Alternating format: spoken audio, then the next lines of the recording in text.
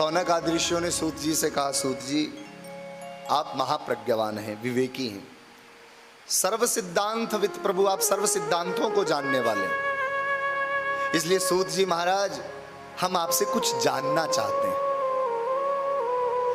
सौनक आदि ऋषियों ने सूत जी से प्रश्न जिज्ञासा प्रकट की और कहा कि हम आपसे यह जानना चाहते हैं कि गुरुदेव सूत जी, सदाचार सद्भक्ते, सदाचारश्च सद्भक्ते विवेको वर्धते कथा स्विकारा निरासश्च सज्जने क्रियते कथा, सज्जने क्रियते कथा। सदाचारश्च निरासश्च, सद्भक्ति, जो सज्जन लोग हैं वो किस प्रकार से स्विकारः निरासश्च, अपने विकारों को दूर कर पाते हैं, किस प्रकार से सद्भक्ति की वृद्धि होती है और सद्भक्ति के जो पुत्र हैं सद्ज्ञान और सद्वैराग्य की वृद्धि होती है, हम आपसे वो जानना चाहते हैं। अच्छा एक बात ध्यान देना, यहां सौनक आदि ऋषियों ने जब प्रश्न किया तो प्रश्न में कहा सद्भक्तश्च सद्भक्ति। हमने तो सुना है भक्ति तो भक्ति होती है, लेकिन सौनक आदि ऋषि कह रहे हैं कि ऐसी कुछ महिमा कथा हम सुनना चाहते हैं।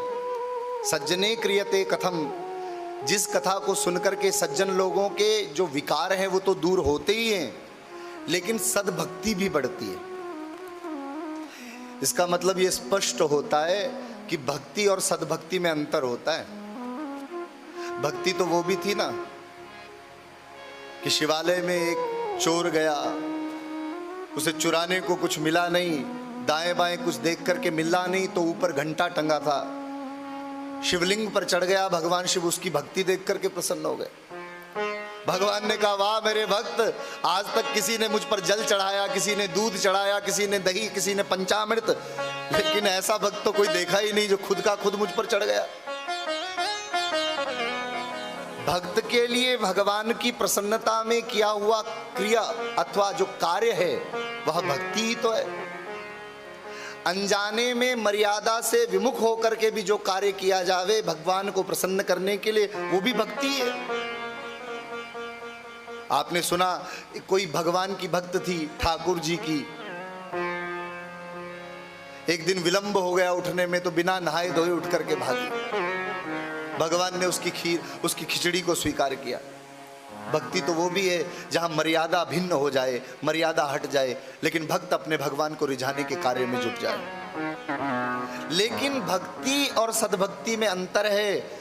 भक्ति तो मर्यादा रहित हो सकती है, लेकिन सद्भक्ति मर्यादा सहित होती है। उसमें मर्यादा में रह करके भक्त अपने भगवान को रिझाता है।